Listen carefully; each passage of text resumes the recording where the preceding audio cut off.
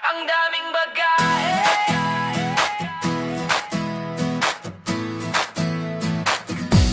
Ang daming bagahe, hindi manyahe. Akala mo galing airport, galing pala sa Curaçao. Ang mga nagdala, lumabas na sila. Akala nila, lusot na may nakarecord pala. Ito'y kwento ng tropang lumabas sa bulwagan.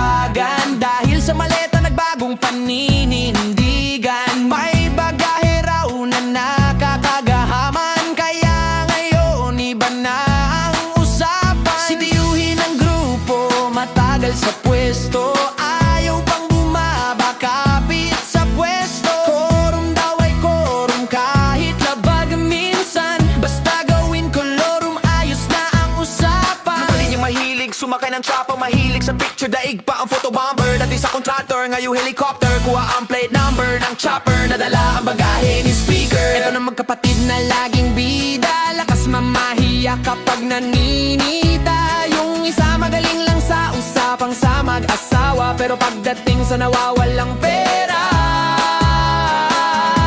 tahimik na. May tinda silang pangpampagana.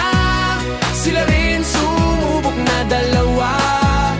Ang laki daw mag-tip sa Viva Max Chick. Pati si Pamangkin Paldo din laging handang makipagtalunan araw-araw. Dahil sa pampagan ng pampalakas ng galaw. Pero nang lumabas na ang usaping bagahe, aba si kuya, gusto na siya ang puno ng asul na komite.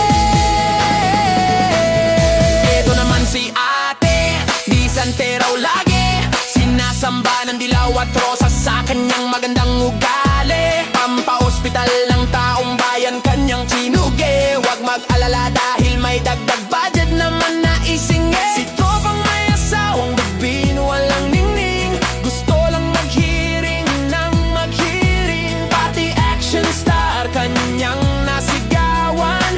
Muntik pang humantong sa suntukan. Special mention itong may topak palagi. Money change pala ang nasa tabi. Gigil na gigil sa taga Davao. Sa susunod na takbo baka wala ng boto. Ito namang ahon puro depensa. Bangag na amo, wala namang kwenta. Kahit anong sablay kanyang tinatakpan. Parang walang mali sa pinag-uusapan. Huwag kalimutan hari ng kaatan.